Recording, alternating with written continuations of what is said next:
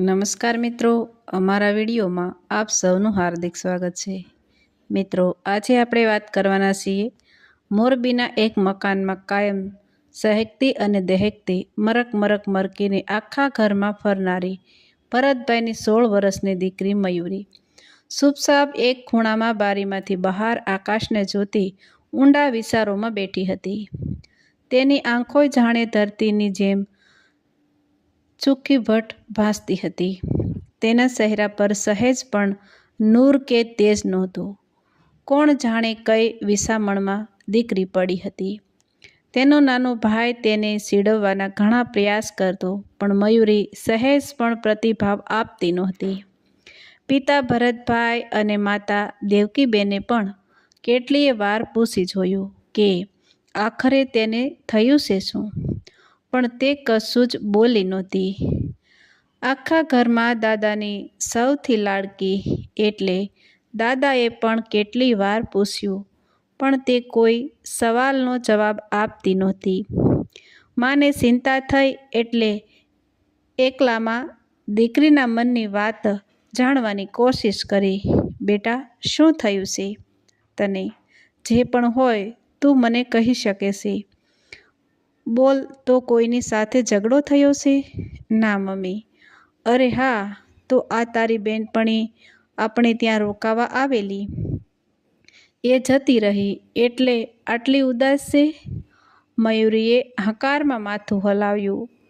ફરી દેવકીબેન બોલ્યા, હા બેટા, નવાઈ તો મને પણ લાગે કે 15 દિવસ રોકાવાનું કહેતી હતી તે અચાનક કંઈ પણ કીધા વગર આમ અઠવાડિયામાં કેમ ભાગી ગઈ?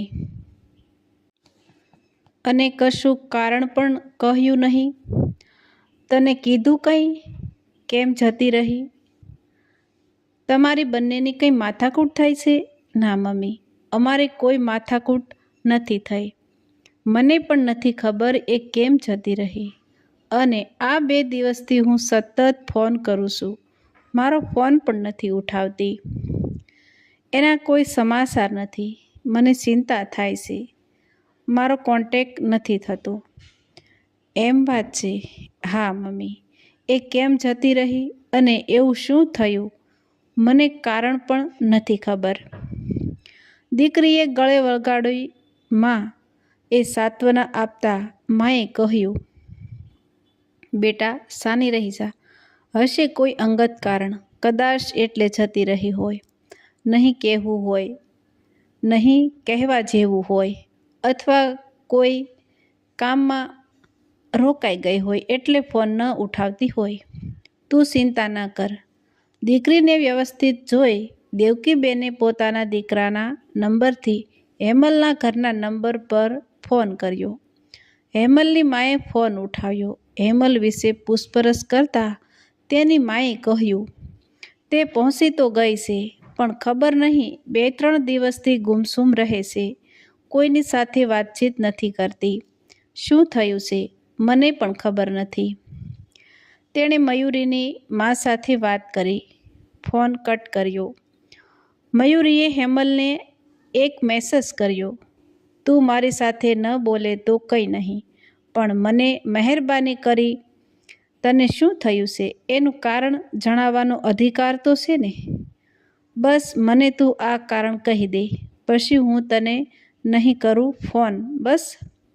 હેમલે મેસેજ વાંચી લીધો, પણ જવાબ ન આપ્યો, જેના જવાબમાં બીજે દિવસે કુરિયરમાં મયુરીના નામનો એક લેટર આવ્યો, જે મયુરીએ વાંચી લીધો। પછી જાણે બધું જ સરખું થઈ ગયું હોય અને બંને બેનપણીઓના મનભેદ મટી ગયા હોય એમ મયુરી એકદમ ખુશખુશાલ બધા સાથે વાતચીત કરવા લાગી। મમ્મીએ પૂછ્યું, બધું બરાબર છે? મયુરીએ કહ્યું, હા મમ્મી। દાદા પણ થોડું હસ્યા, પણ તેમ છતાં આ 2 દિવસથી એમની લાડકી દીકરી મૌન હતી તે આજે જરાક મલકી। એ જોઈ દાદાને જોઈએ એવી ખુશી લાગતી નહોતી। કોણ જાણે કેમ પણ દાદાના મોઢા પર કંઈક ચિંતા ઉપસતી હતી, પણ તેમની વ્યથા કોઈને સમજાતી નહોતી. 2 દિવસથી ગુમસુમ બેઠેલી મયુરીએ આજે મોઢું મલકાવ્યું હતું, એટલે માં ખૂબ ખુશ હતી. સાંજનો સમય હતો. ગરમીનું પ્રમાણ થોડું થોડું ઓછું થયું હતું. આકાશ થોડું વાદળછાયું હતું. એ સમયે મયુરી બોલી, મમ્મી, મારે બજારમાં થોડી વસ્તુ લેવા જવી છે. હું જઈને આવું. એણે પણ માંડ સામાન્ય થયેલી દીકરીને તરત હા પાડી દીધી. મયુર તો ગાડી લઈ ઉપડી. આ તરફ ઘરમાં બધા ખુશ હતા કે આખરે 2 બેનપણીઓને જે પણ થયું હોય, ચાલો સમાધાન તો થઈ ગયું. હવે મયુરી ખુશ છે, એનો મતલબ એને ને હેમલને હવે સરખું થઈ ગયું છે. આ મયુરીનું બોલવાનું બંધ હોય તો આખું ઘર જાણે વેરાન વગડો બની જાય. તેની કિલકારીથી તો આપણું ઘર ગુંજે છે. આ દીકરીનો કલબલાટ બંધ થાય તો આખું આંગણું સૂનું થઈ જાય. હવે મને ટાઢક વળી, દેવકી, ભરતભાઈ બોલ્યા. હેમલને ગયા 2 કલાક જેવું થયું. 5 વાગ્યાની ગયેલી 7 વાગવા આવ્યા, પણ હેમલ હજી આવી નહોતી. ઘણું મોડું થયું. તેનો ફોન લાગતો ન હતો. માતા પિતાને ચિંતા થઈ, અને આ ક્યારનો વરસાદ લંબાયેલો તો આજે અષાઢનું આભલિયું એ બરાબર ઘેરાયેલું હતું. જાણે વાદળું વરસી જવા આતુર હતું, અને આ વસુંધરા પણ એ વર્ષમાં ભીંજાવા, પલળવા, તરબતર થવા તલપાપડ હતી. કઈ તરફથી ક્યારે આભલિયું વરસી પડે એની સહેજ પણ ખબર નહોતી. એવું વાતાવરણ બંધાયું હતું. મયુરી હજી આવી નહોતી. ફોન પણ બંધ એટલે ફરી પાછા ચિંતાના વાદળ ઘેરાયા. રાહ જોવા સિવાય બીજો કોઈ રસ્તો નહોતો. ભરતભાઈએ કહ્યું, અડધો કલાક રાહ જોઈએ, નહીં તો પછી હું પાછળ એને શોધવા જાઉં છું. લગભગ 7:30 વાગ્યા ને મયુરીએ ઘરમાં પગ મૂક્યો. પણ મયુરી ઘરમાંથી ગઈ હતી. તેનાથી તદ્દન અલગ રૂપમાં હતી. તે સરસ સાડી અને શૃંગારમાં શોભતી હતી. ગળામાં ગુલાબનો હાર હતો. તેણે ઘરમાં ડાબો પગ મૂક્યો, અને તેની પાછળ જ તેનો હાથ પકડેલા એક આધેડ ઉંમરના વ્યક્તિએ પગ મૂક્યો. મયુરીના ગળામાં હાર, માથામાં સિંદૂર અને ગળામાં મંગળસૂત્ર હતા. તે વ્યક્તિનો હાથ પકડેલો હતો, એટલે ઘરમાં કોઈને સમજતા વાર ના લાગી. ભરતભાઈને તો ચક્કર આવી ગયા. તે એકદમ ત્રાડુકી ઉઠ્યા. મયુરી, આ શું છે? પપ્પા, કંઈ નહીં, મેં લગ્ન કરી લીધા છે. દેવકીબેન લાલ સોળ થઈને બોલ્યા. તું શું કહે છે? તને કંઈ ભાન છે? આ લગ્ન છે? આ તારા દાદાની ઉંમરની વ્યક્તિ સાથે લગ્ન કર્યા છે? તને ભાન પડે છે? અરે બેટા, કોઈ યોગ્ય પાત્ર હોત, સારું પાત્ર હોત તો અમે તારા લગ્ન કરાવી દેત. આ વ્યક્તિ મળી તને લગ્ન કરવા? મમ્મી, બસ હું એને પ્રેમ કરું છું. શું પ્રેમ મંડાણી છે? આ ઉઘાડી આંખે તને દેખાતું નથી? આ માણસની ઉંમર તો જો, આને પ્રેમ કહેવાય?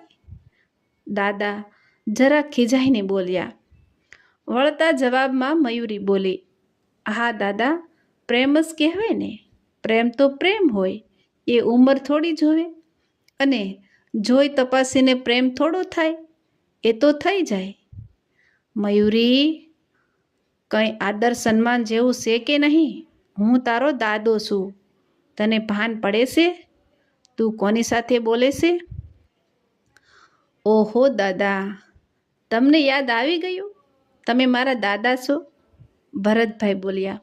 બેટા, આ તું શું બોલે છે? તે શું કર્યું? આ પ્રેમ નથી, ગાંડપણ છે. તારાથી 3 ગણી ઉંમરના તારા દાદાની ઉંમરના વ્યક્તિ હારે લગ્ન કર્યા. તને કોઈ સમજશે? આ પ્રેમ નથી. ના પપ્પા, સમજતા તો તમે નથી. આ પ્રેમ જ છે. પૂછો દાદાને. દાદા, પ્રેમ તો પ્રેમ હોય ને. ભરતભાઈને કંઈ સમજાતું નહોતું. અરે મયુરી, આ તું શું કહી રહી છે? મને કાંઈ સમજાતું નથી. સમજાઈ જશે પપ્પા, સમજાઈ જશે. તું આવી જા અંદર. મયુરીએ કોઈને અવાજ કર્યો ને હેમલ અંદર આવી. બધા હેમલને જોતા રહ્યા. દાદાની મુખાકૃતિ બદલવા લાગી.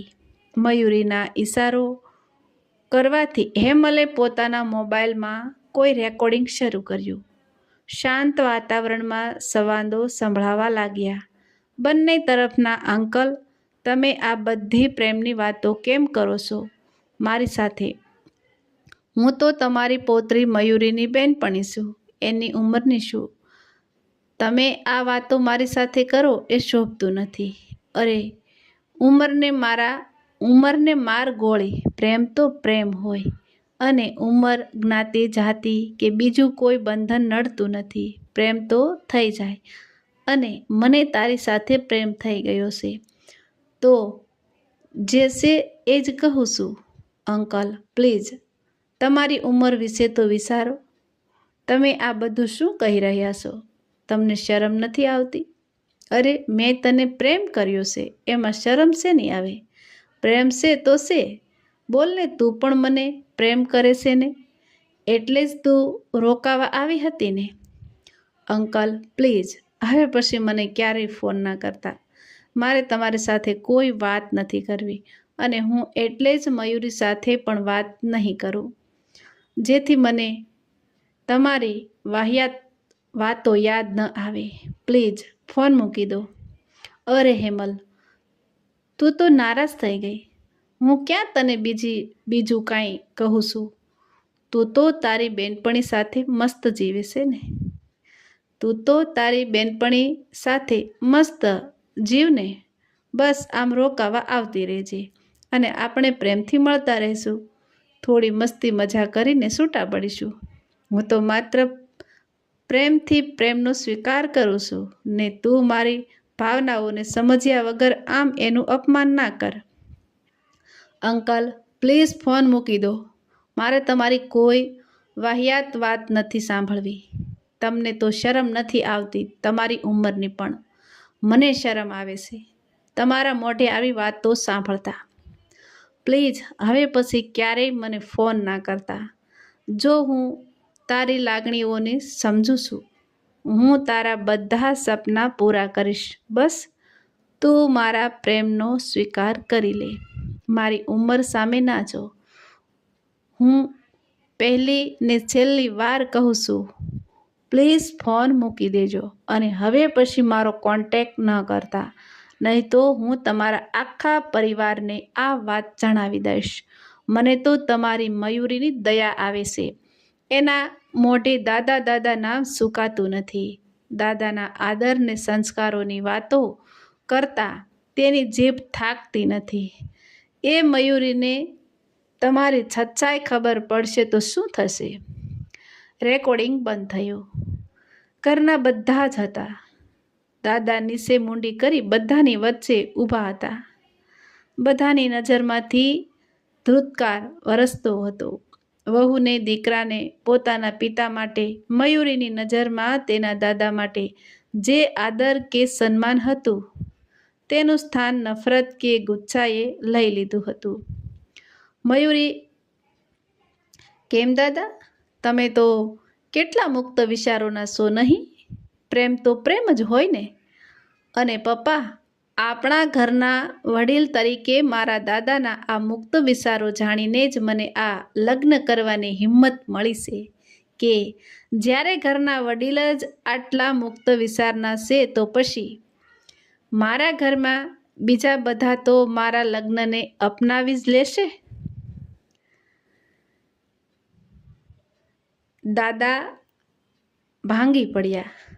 પોતાની પૌત્રીને આ રીતે અયોગ્ય સંબંધમાં જોઈને તેની આંખમાંથી પસ્તાવો આંસુ બની ટપકવા લાગ્યો.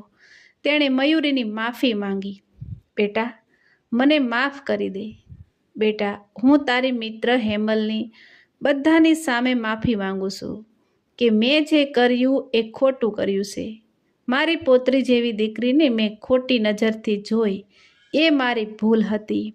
પણ બેટા, મારી ભૂલ તો મને સમજાઈ ગઈ, પણ તું આ કઈ ભૂલ કરી બેઠી? ભરતભાઈ આવેશમાં આવીને બોલ્યા. જુઓ પપ્પા, જ્યારે ઘરના વડીલ જ ખોટા રસ્તે જાય તો સંતાનને તો શું કહેવું? તમારી એક ભૂલની સજા મારી દીકરી આખી જિંદગી ભોગવશે. આજે તમારી ભૂલથી અમારું માથું શરમથી નમી ગયું છે. હવે હેમલથી ભરતભાઈના આંસુ ન જોવાયા. દેવકીબેનનું ઉદાસ મૌન ન જોવાયું એટલે હેમલ બોલી પડી. ચિંતા ના કરો તમે.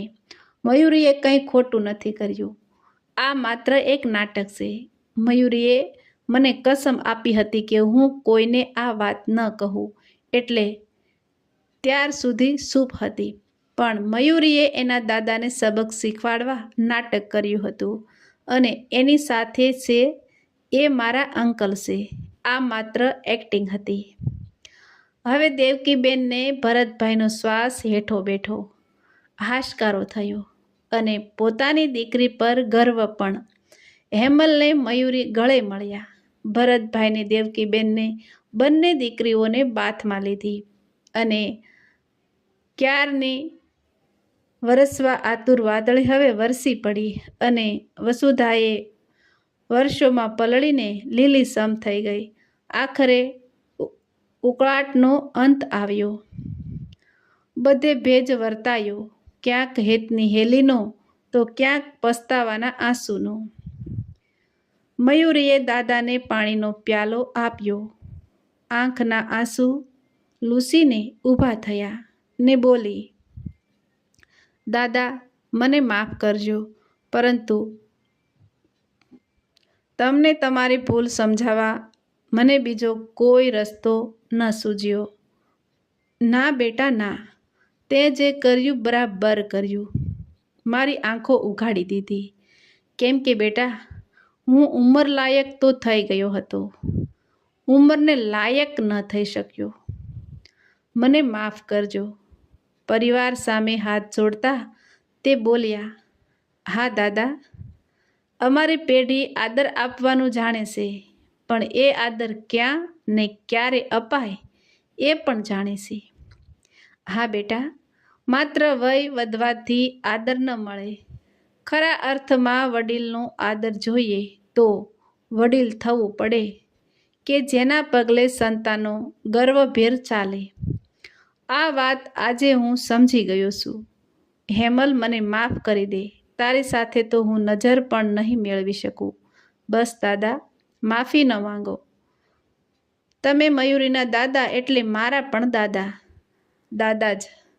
તમારા કહેવા મુજબ પ્રેમ તો પ્રેમ હોય તો દીકરી તરીકે ન આપી શકાય? હા, દીકરી, તે ખૂબ થોથવાતા સ્વરે બોલ્યા ને માથું નીચું કરી પોતાના રૂમમાં જતા રહ્યા. હેમલે મયુરીની પોતાના જ દાદાને ખુલ્લા પાડવાની હિંમતના વખાણ કર્યા. તે હેતથી પોતાની વહાલી બેનપણીને ગળે વળગાડી રહી. વરસાદી વાતાવરણ વચ્ચે આંગણે મોરલા ટહુક્યા ને પોતાની મિત્રને પાછી મેળવી મયુરીનું મન પણ મોરલો બની થનગની ઉઠ્યું. તો મિત્રો, આવા જ નવા વિડીયો જોવા માટે અમારી ચેનલ લાઇક, શેર અને સબસ્ક્રાઈબ કરી દેજો.